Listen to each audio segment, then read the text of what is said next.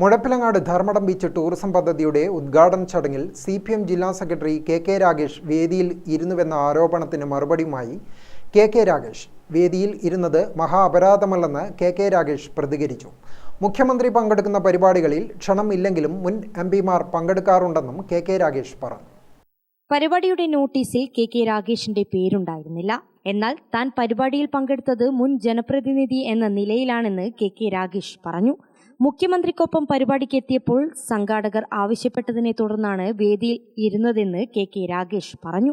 വിഴിഞ്ഞം പരിപാടിയിൽ മന്ത്രിമാർ പോലും ഇരിക്കാതെ വേദിയിൽ BJP സംസ്ഥാന അധ്യക്ഷൻ ഇരുന്നതാണ് പ്രശ്നം. ഈ വിഷയം വഴിതിരിച്ചുവിടാനുള്ള ശ്രമത്തിന്റെ ഭാഗമായി ഉണ്ടായ വാർത്തയാണിതെന്ന് KK രാഗേഷ് ആരോപിച്ചു. ഞാൻ ഒരു മുൻ MP ആണല്ലോ. മുൻ MP എന്നുള്ള നിലയിൽ എന്നോട് സ്റ്റേജ് വേദിയിൽ ഇരിക്കാൻ വേണ്ടി ആവശ്യപ്പെട്ട് ഞാൻ കയറിയിരുന്നു.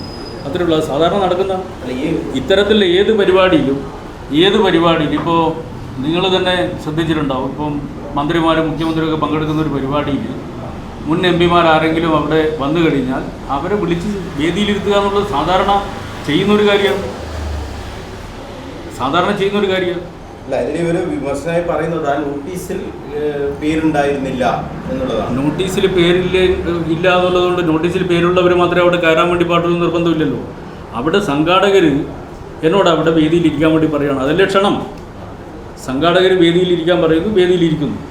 സാധാരണ ഇത്തരം പരിപാടികളിൽ മുൻ MLAമാരും മുൻ MPമാരും ഇത്തരത്തിലുള്ള പരിപാടികൾ പങ്കെടുക്കുന്ന സമയത്ത് അവർ അപ്പോൾ ക്ഷണിച്ച് വേദിയിലിരുത്താറുണ്ട്. അതൊരു ഒരു അസ്വാഭാവികമായ കാര്യമല്ല.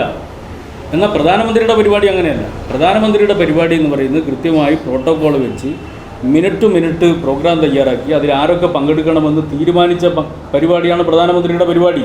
രാജീവ് ചന്ദ്രശേഖറിനെ വെള്ളപൂശാനാണ് ഇപ്പോഴത്തെ വിവാദമെന്ന് KK രാഗേഷ് പറഞ്ഞു. BJPക്കൊപ്പം കോൺഗ്രസും രാജീവ് ചന്ദ്രശേഖറിനെ വെള്ളപൂശുകയാണ്. വിഴിഞ്ഞം ഉദ്ഘാടനം ലജ്ജാകരമായ രീതിയിൽ BJP രാഷ്ട്രീയവൽക്കരിച്ചു.